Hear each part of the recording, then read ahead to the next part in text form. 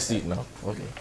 So, I'm convinced that because the Bible is true, I cannot entertain the thought that any part of the Bible is wrong. Right. Correct. So I want you to think about the scenario as I'm painting it. Jesus established a kingdom upon this earth. That's what the word says. Jesus established a kingdom that was governed by different principles than all the other kingdoms are governed by. What do I mean by that? I mean, in this kingdom, you are controlled and directed not by governments and authorities, but by God Himself inside.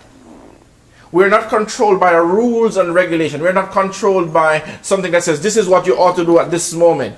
You're controlled by something that is internal and not external.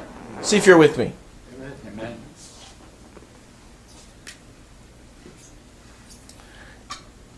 $7.9 billion is the estimated population of the world today. How many billions went on before that? Multiple. Many. I'm going to ask you a question, and I just want you to be frank. I'm just going to pull one out of the blue and shock you with it. Jesus came upon a blind man that was blind from birth. Do you remember? Yeah. So the disciple says, who sinned? Why was this man born blind? Was it this man who sinned or his parents who sinned? Do you remember his answer?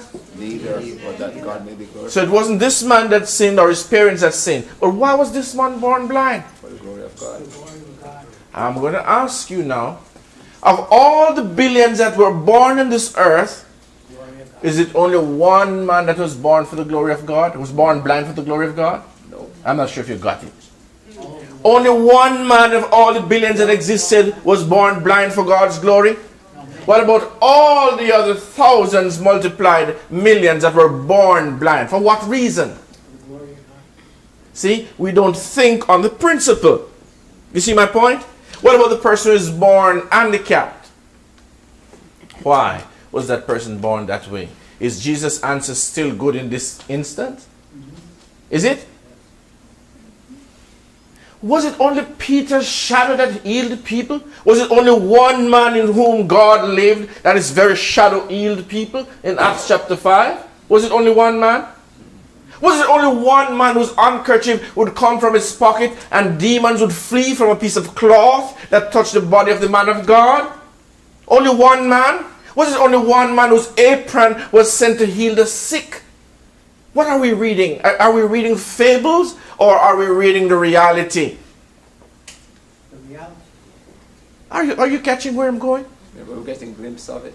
Alright, so I'm looking at this and I'm saying, this has never happened, as far as I know, except in the book of Acts. So what does that mean? Does that mean that they were greater Christians? Was that, well, they weren't Christians yet, were they? Believers, right? Were they greater believers than we are? No. Was the experience far more fulfilled? Did they have more of the Spirit than we have? That's a possibility. They were more committed to do the will of God. So you mean for 2,000 years you have not had another committed person? Oh, we just didn't know. The questions are endless. I mean, I could keep multiplying the questions, but you got the point. Why is it that we're not seeing the same things that the Bible talks about? Why is it that we allow the atheists and those mockers of Christianity to use these things to jeer us and say, you really believe this? You really believe the Bible is true? Why is it that this has never been reproduced? Why? Lack of faith. And if you know the answer that is lack of faith, why are we still in lack of faith? Do you know the answer? Lack of faith. Okay. All right. So Paul says, here's the issue. Paul says, okay, listen. We read it this morning. It's Hebrews chapter 11. And he talks about all these men of faith, right? He says time would not even permit him to mention these things. It's interesting what he said. Time would not permit me to mention these people, but he does mention them, right? So he still had the time to talk about them. But he didn't have time to get into details.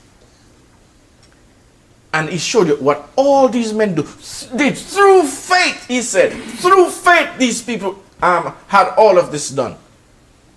The woman had their dead raised, right?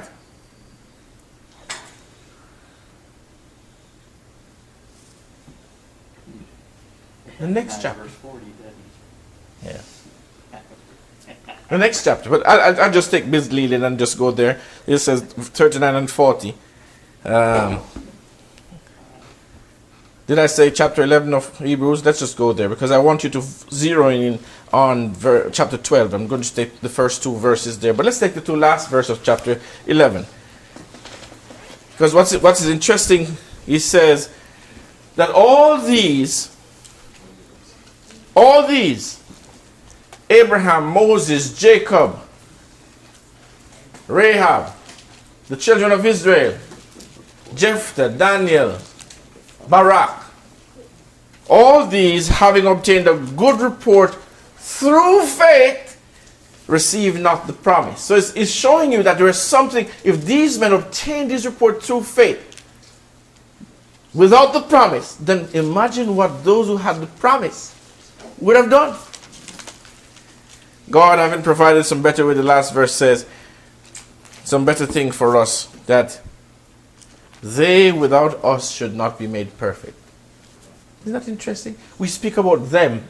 What about us? We speak about what they did. What about what we're doing? Because he said, the better thing is that we have received the promise. What is the promise? Jesus. Who is the promise? Jesus. Come on, I'm asking the questions because I want you to focus. Because if I don't ask you, you're going to sleep. So please respond. Now let's go to the next chapter. Wherefore, verse 1. Let's read together. I forgot. Read together verse 1. What does it say here? Chapter 12 of Hebrews and verse 1. Says it how? Wherefore, seeing we also are compassed about with so great a cloud of witnesses, let us lay aside every weight and the sin which does easily beset us, and let us run with patience the race that is set before us. All right. And the next verse says, looking unto Jesus, the author and finisher of our faith, who for the joy set before him endured the cross, despised the shame, and sat down at the right hand of the throne of God. What's interesting to me is that Paul says that there is a sin. He calls it the sin. He says there is a sin, the sin, that easily besets us. Is that true? Now notice that he brings this forth in the light of the cloud of witnesses that he just mentioned. And he says, wherefore, seeing that we are compassed with this great cloud,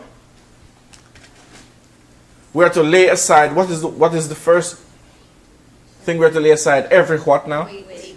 Uh-huh. Sin. And what else? The sin.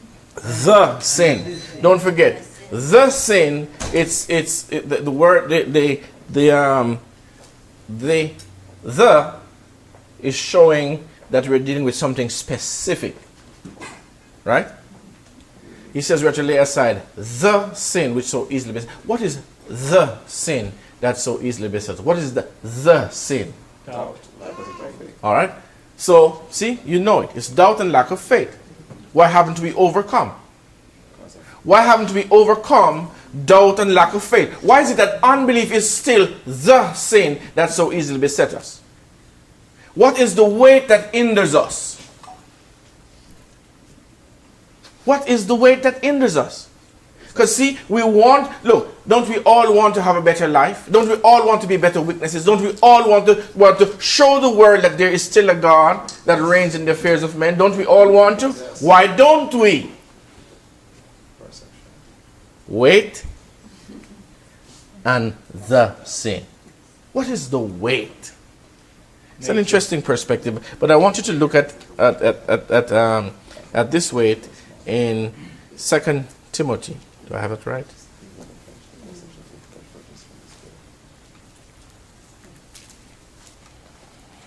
Mm-hmm.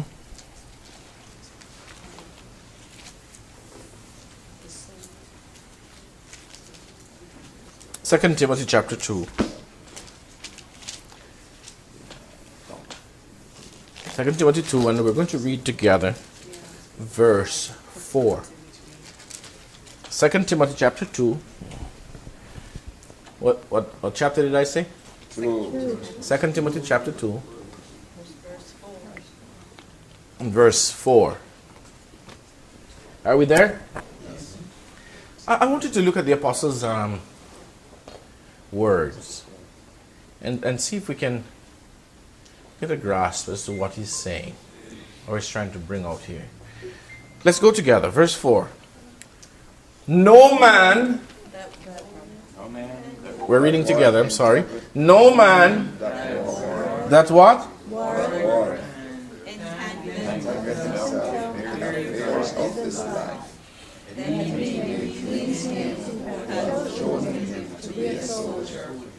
Interesting verse.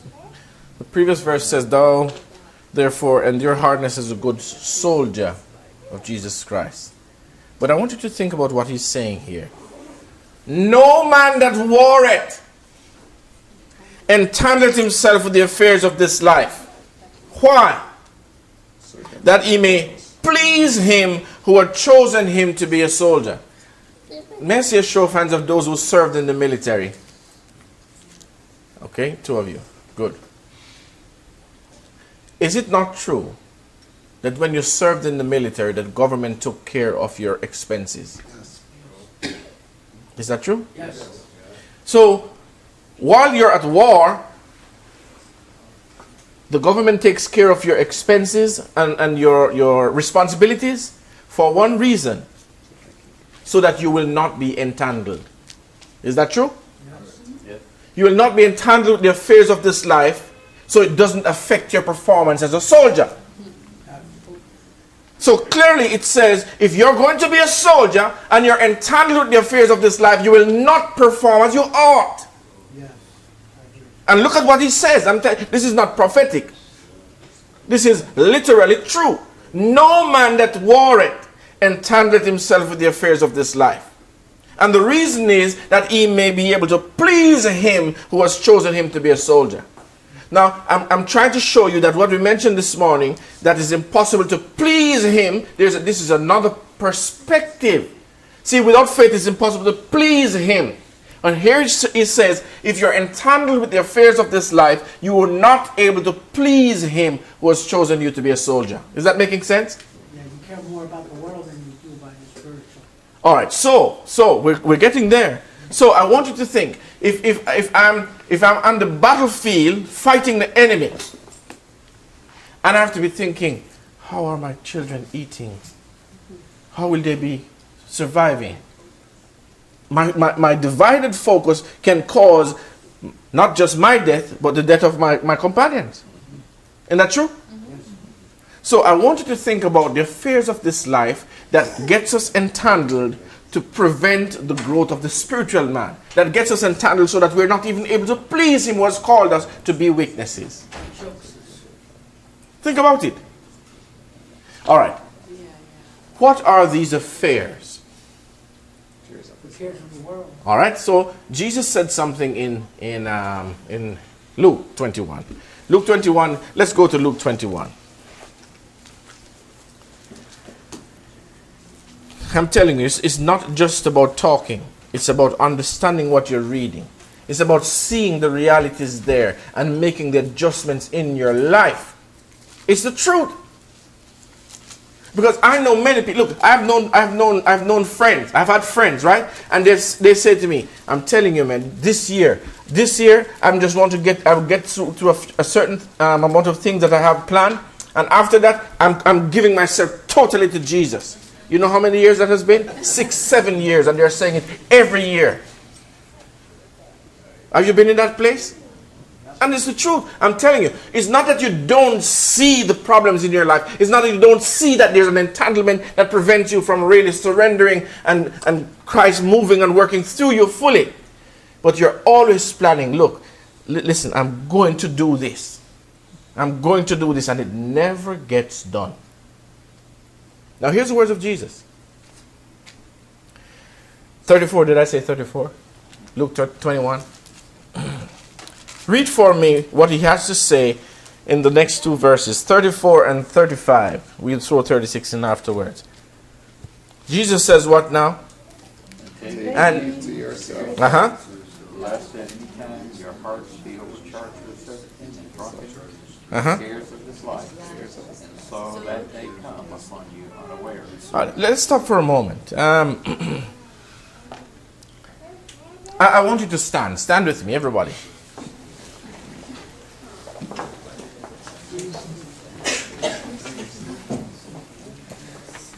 I'm trying to help you. I won't fall asleep. You can be assured of that. I won't fall asleep. So let's read again verse 34. Let's keep standing as we read. And take heed To yourselves. lest at any time your hearts be overcharged. With what now? Overcharged. Overcharged with what now? Surfeiting. And what else? Drunkenness. And what else? Cares of this life. And so what? That day come upon you. All right. You may be seated. I want you to think about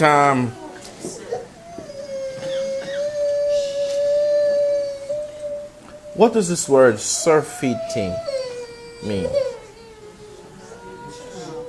He's saying, be careful that your heart, and what is he talking about when he says your heart? Let's see if we can break it down, because it does make sense if we don't break it down.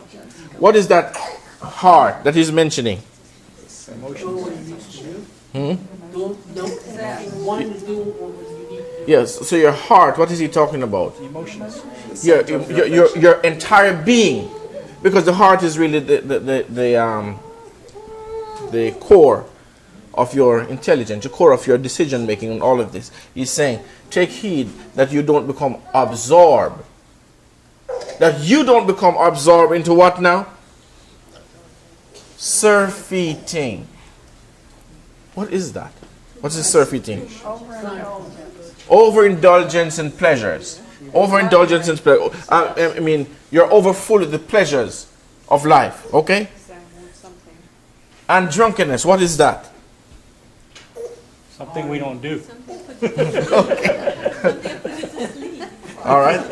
Under the influence of chemicals. Yes, that can also be, but the drunkenness of folly. Right. Yes. All of that included. And what are these cares of this life?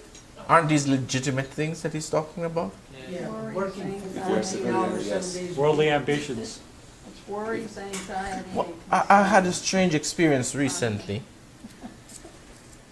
My wife actually shared it with me. A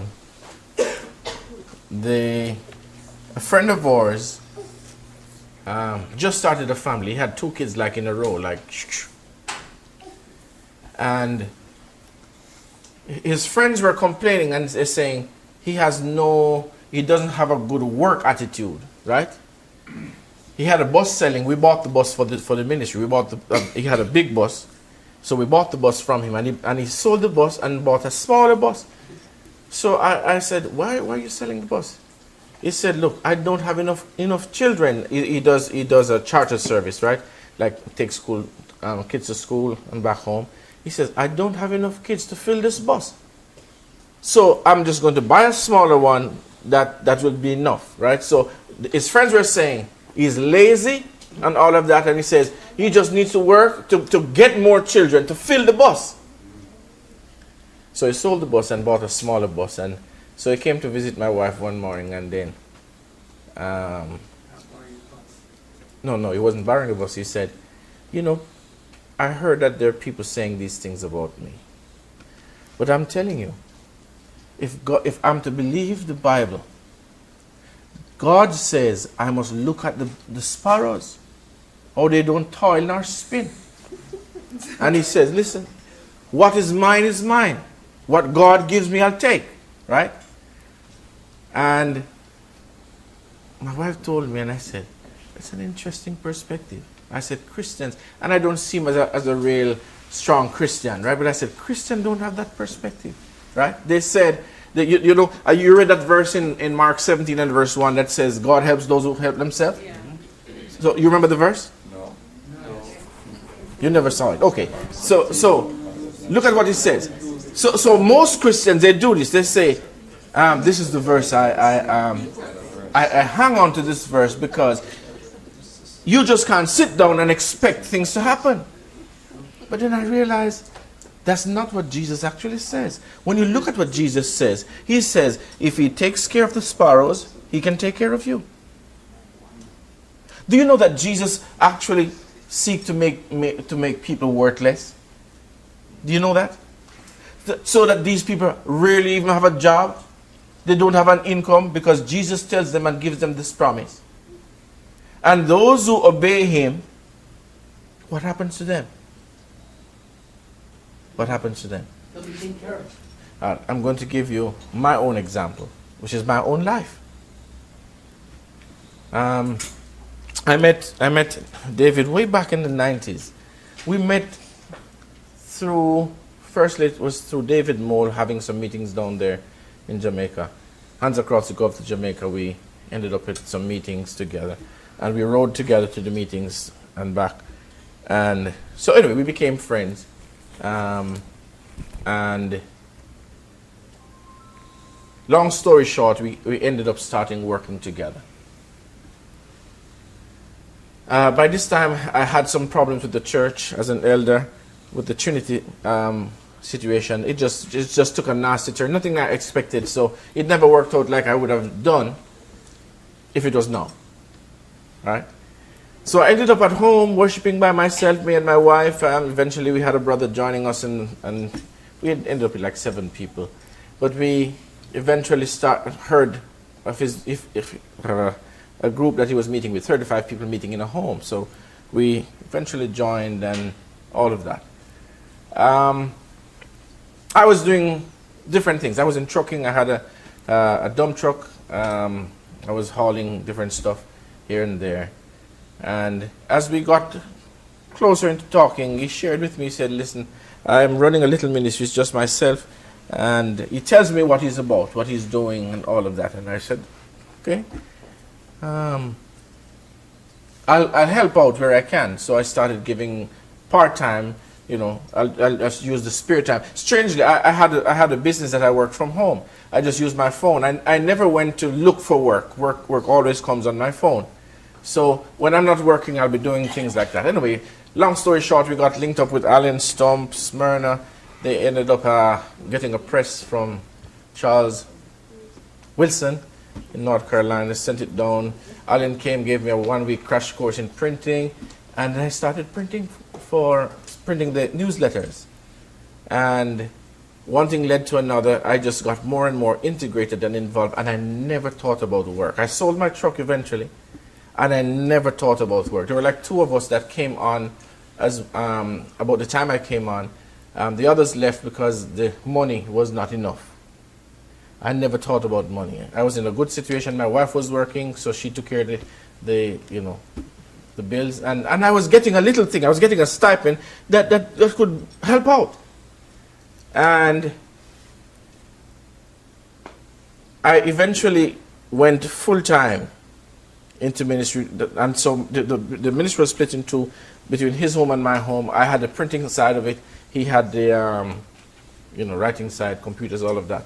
And I just look back at my life, and I can see that the Word of God can be trusted. The Word of God can be trusted. I look back at the house that I have, and I can only say God gave it to me. We had a little. My mother died. My father died in 2007. My mother died in 2015. So we had a little family get together right after she died. I guess she left a little legacy, a little money, and so. But she never left a will. So we met together as siblings, and then we were all talking, and then they had some hard talks about certain. But I wasn't so much pushing for anything. So I said, folks, listen. I said, look, I don't work for what I have. And they were upset, especially one. And they said, look, I work very hard for what I have. And I said, I'm sorry if that statement offended you. I'm just giving you a truthful statement. I don't work for what I have. So my point was, I don't have to, argue and try to get something because I'm taken care of. That's my point, right? And it didn't come across too well. I never meant it that way. But I was just simply saying the truth, that God takes care of me. God takes care of me without even me thinking about it. So much so that, look, I have a situation and I said, just leave it. It will work out. I need some money. I don't have to go to the bank. I don't have to call my brother and say, can you lend me? No. Because when a need arises, a letter comes in the mail. When a need arises, a phone call comes. Go to the Western Union. Go here. Do this. Do that. Right? Does God honor His word? Yes, he does. But let me ask you, what if I made sure I kept my truck and I still do my part-time, but I have to just make sure I have a way of making a living? Do you think I would have had what I have today? No. You don't.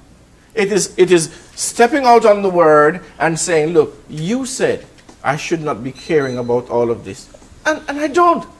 I honestly don't care about any of that because it is all His. Now look at what He says. Don't take heed. That word means be careful. You be careful that in your trying to make ends meet, in your trying to meet the necessities of life, the necessary things, to pay your rent, to buy your food. He said, you be careful that in doing this, you don't lose faith or trust in Him. That's the point He's making. He says, be careful.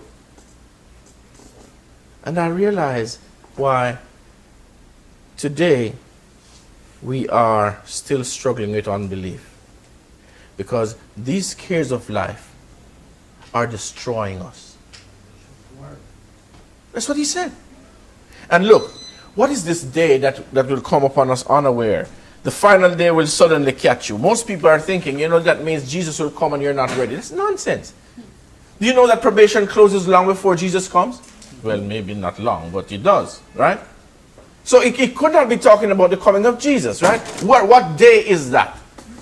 The day that you make your decision and you're calling an election sure. He says, that day that you don't do this and you recognize by the time you're ready, it's over. By the time you're ready to commit to Him, it's over. Why? Because I was busy. Now, this morning I mentioned a few things about the gifts of the Spirit. Did you look at the chapter? Yeah. All right, yes. So you got it. It's 1 Corinthians 12, starting in verse 8, 9, and 10, I think it is. All right, so when you think about this, Greg showed me that verse of the disciples not having faith. It's in Matthew 17. In Matthew 17, a man came with his demon-possessed son,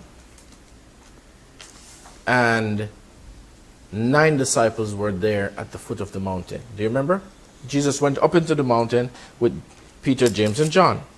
So the other 9 were down there, and he brought this son to Jesus. He was looking for Jesus, but he wasn't there. And they said, okay, we can handle it. And they all started praying for this son. And nothing happened. The demon mocked them. Nothing happened. And he was about to go home. The man was about to go home when Jesus came down from the mount. He saw the crowd and he walked. If you read Mark's account, he moved sideways. He walked away and he said, "What's happening down there? What's going on over there?" And he said, "Look, a man brought his son to your disciples and they could not heal him." Now, was Jesus happy to hear that? Was he happy? No. No. Didn't he call them perverse? Oh, perverse generation. I mean, he said, perverse? Do you know what perverse is? Come on, Jesus. I mean, was he upset or what? Yeah. Perverse generation. He said, bring the boy to me. I'm going to ask you, were the disciples not supposed to heal the boy? Yes, they were. Weren't they supposed to heal the boy? But they didn't. Had Jesus not come on the scene right there and then, what would have happened to that boy? He would have gone home the same way he came. So Jesus said, bring him to me. And he brought the boy to him. And he said, he spoke to the was it the deaf and dumb spirit I think he spoke to? And the demon did the same thing it did to the disciples. What did the demons do? Mark's account tells you what happened. It started foaming and wallowing at the mouth. Now what did Jesus do? Was Jesus even concerned about what was going on before him, that manifestation? Was he even concerned about it? No. He turned to his father, he said, how long ago has he been like this? And the father said, well, since he was a child, because oftentimes it would throw him in the water and sometimes in the fire. And they're having a conversation, and he's not even looking at what is going on there. Do you know why? He already gave a command. So there's no reason for him to go and say, I said to come out. I said to come out. There's no reason. He already gave the command. He's having a conversation, and the demon is doing its thing. Then it stops. And everybody said, he's dead. And Jesus said, he's not dead. Jesus walked over, took him up by the hand, and gave the boy to his father and said, Father, here's your son. And they went home happy. Isn't that right? But something happened to the minds of the disciples. They were not satisfied with what happened. So they came to him, and they had a question. Privately, it says. And they had a question. They said, Lord, why could we not cast him out? Do you remember? Yep. All right, now let's get it right. Let's get it right. So, see, here's the question. It's still all in Matthew 17. I think it's Mark 9 is the next passage. But here's the question. Lord, why could we not cast him out? That's the question.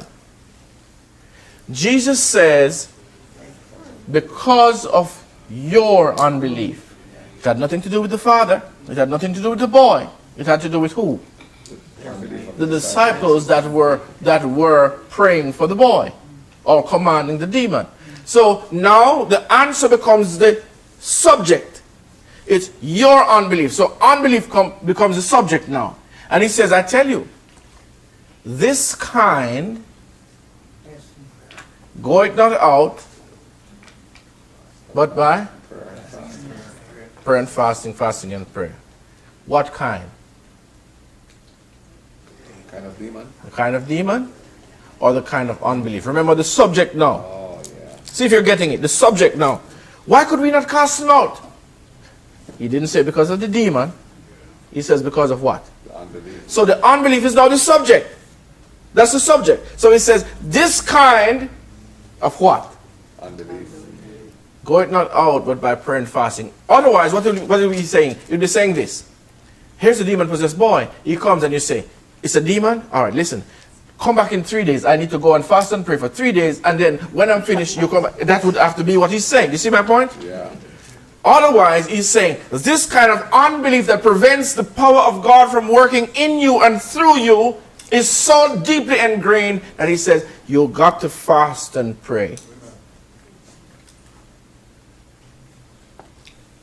And in fasting and praying, you're able to release what is in you to override what is overthrowing you. What is in you? The Spirit of God. You're a Christian. The Spirit of God dwells in you, lives in you. Now, fasting and prayer is a means of focusing on the truth of who you are and who you've been made to be. Who are you? Who are you? Who have you been made to be? And I think we're kind of at that point that I want you to stand again. Let's stand again as we read the next verse. Let's stand together.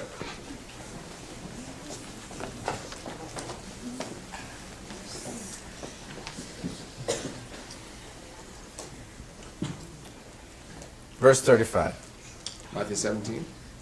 No, we didn't go there. We're still in Luke 21. Luke 21 and verse 35. For as a snare, that's where it says, for as a snare, speaking of that day coming upon you unawares, for as a snare For as a snare shall it come upon who now? All All them that dwell on the face of the whole earth. earth. As a snare? What is a snare? A trap that you Wow. don't see. So let me ask you, which is this day? What is this day? Anybody, what is this day that will come upon us unawares? The last day. What is it? What is the day? What is he talking about? When you have Is to it- cast this thing out and you can't. All right, that day of recognition, that day of realization. All right, but what is he talking about? He's saying that day will come upon you unawares. What day? A period of time. A period of time, or is it a recognition that you don't recognize? You're living this way, and when it is necessary for you to be the witness you ought to be, that day reaches you, and you recognize, I'm not there. Yes. You realize somebody comes. Here. Can Jesus do something for me? And the person comes right to you, Greg, and they say, here. The day comes upon you. You're not aware. As a snare just going to come, because when you least think about it, you're going to be placed in that place to defend your faith and to defend your God. Is that making sense? Yes. That's it. Watch ye therefore and pray always. Verse 36 says that you may be accounted worthy to escape all these things that shall come to pass and shall stand before the Son of Man. Now, think about this for a moment. There's a crisis coming, and I want you to think about that. There's a crisis coming, and the crisis is going to, everybody is going to face this crisis individually. And I told it to my wife and my kids, and I said, look, the crisis that is before us is that you have to stand on your own faith. Right now, good, you have the support of a family. But there's going to be a crisis where you have to stand on your own. I've seen children taken away from parents, and it was the testimony that they gave. The testimony.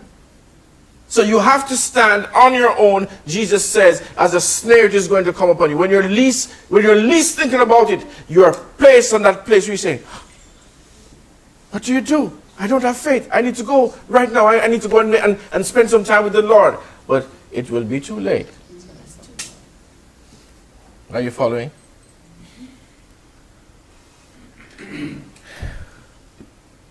Paul talks about the snare of riches. He talks about money, how that the love of money is the root of all evil. Do you remember him talking about how that those who would be rich, have you read that phrase before? Those who would be rich. Who are those? They're not rich. Who are those who would be rich? People working hard for a worldly gain. Those of us who are working hard, 2 jobs, 3 jobs, to make ends meet, he says, those who would be rich pierce themselves through with what? All right, you're not familiar with it. Let's go over there. 1 Timothy 6, I think.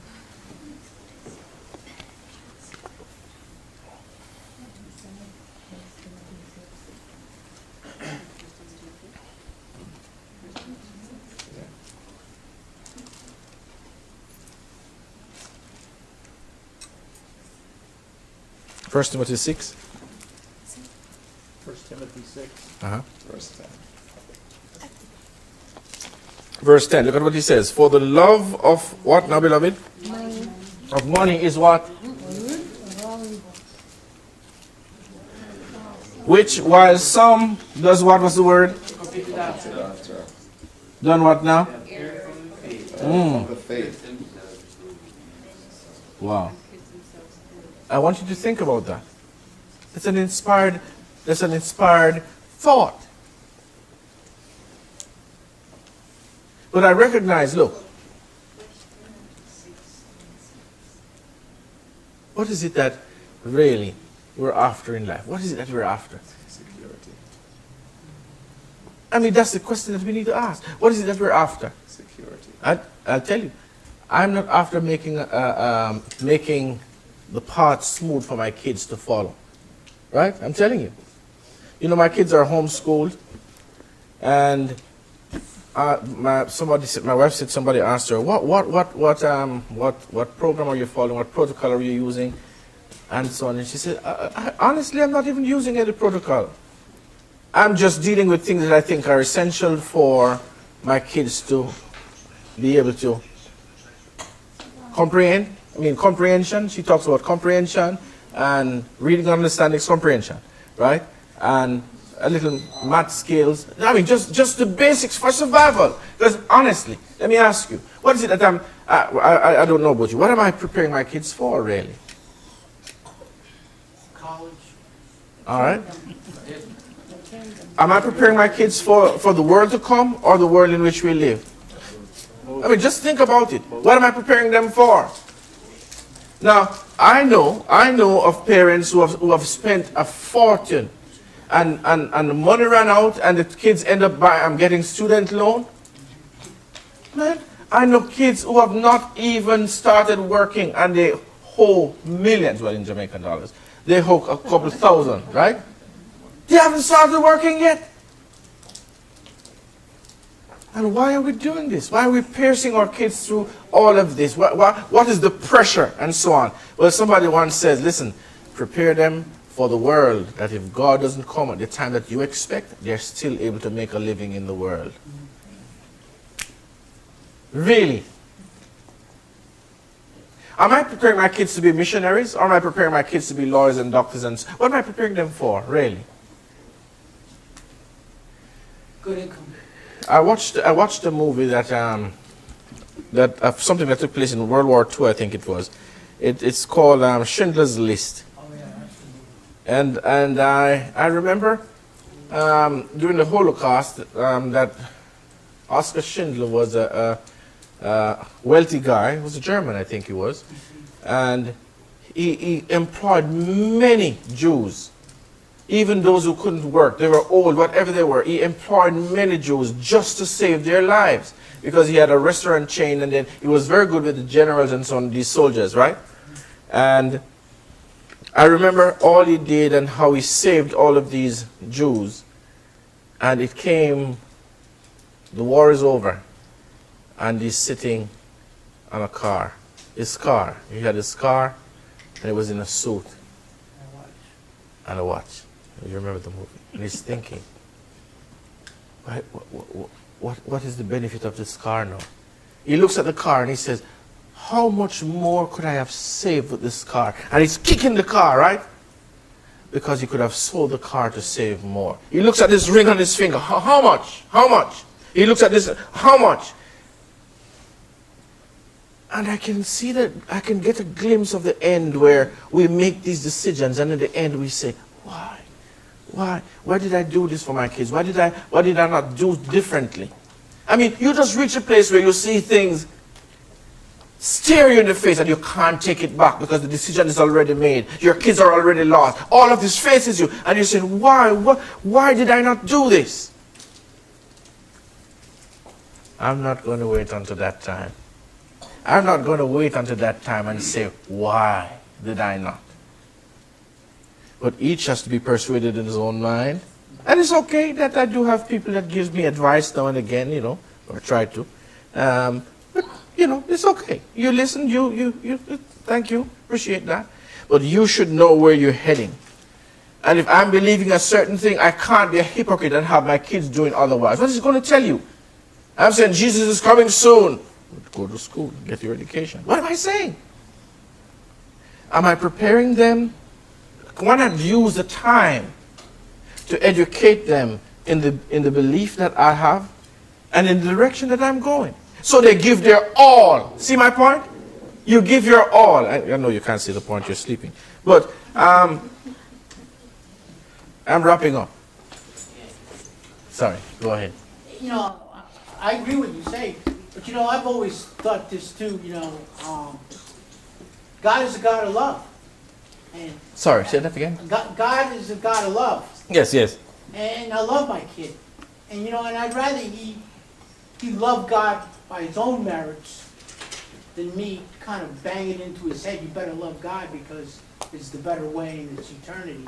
Yeah. Rather, so I let him be Right. pretty much choose what he wants to do. Yeah, that's true. But you help in the decision making. You help in the decision making. I agree. Yeah, the kid is not capable of making certain decisions, That's true. right? The decisions they make is really the influence around them, right? Right. And the influences, once the influences begin to reach them, then they begin making a decision.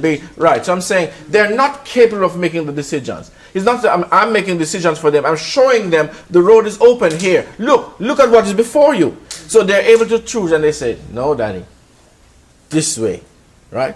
Because honestly, they're seeing things that I never saw when I was at their age, right? My kids have been out with me on the road witnessing. They've seen miracles happen right before them, just like that. I never had those opportunities.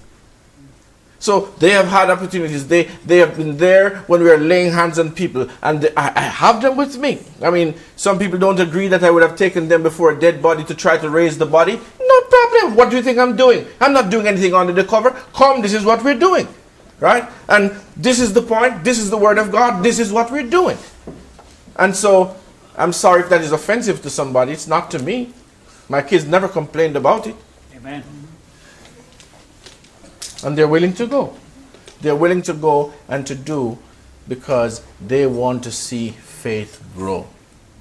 All right. So let me close with this thought. It is impossible for us to live a life that is pleasing to God without God. Listen to me. It's impossible for us to live a life pleasing to God without God. It is impossible for us to want to have our lives directed by God if God doesn't direct. So I'm encouraging you. Listen to God. Get your directions from God. Wait on Him. Listen to Him. I'm coming, Bill. Wait on Him. Listen to Him. Let Him direct you, because He will only lead you in the path of righteousness. For what? His name's sake. You know what it says? Yeah. Go ahead, Bill. I think what I hear you say is most of us are not aware how much it takes for us to have that presence of God. Praise the Lord. He says it much better than I have done for the time of standing here. We are not aware of the cost, what it takes for us to, and he just that idea just popped in my mind. We don't understand what it means to be able to host the presence of God, to be carriers of the presence of God. Do you know what that means? Do you understand what that means? That you walk in the very presence of God. Always you walk in the presence of God. You're a carrier of His presence. You step into a place and everybody hushes because something happened. What happened? You're carrying the very presence of God with you. But you know what? There is a cost attached. That's it. The question is, are you willing? Are you ready to pay the cost? That's really the question. Are you ready? Well, I am. I think. I am. Lord, I want to be. made living. And if we are willing, He will make us willing. If we're willing, He will make us willing. I want to see some water walking again, don't you? Isn't that true? Yeah. I want to see entire villages cleared. Oh, I'm sorry, you're in America. But I want to see entire hospitals completely empty because Jesus showed up. I want to stop this idea of saying, well, what if Jesus was here? Because we all do that, right? We have our situations and we're not able to break through. But somebody knows in the back of their mind, if Jesus came in this room now, it would have been different. I want to feel what it feels like to know that Jesus in me walks in that room. That Jesus in you walks. Man, you can imagine if Jesus in all of us would gather somewhere for the glory of God. Awesome, isn't it? Yes. Well, it's possible, but only Him can take the M out of impossible. It's possible. Only Him can take the I am out of impossible. And when that is removed, then what is left? Possible. Right? Appreciate your time. Thank you so much. You did pretty good, and I hope you understood most of what we said. Thank you so much. Let's pray.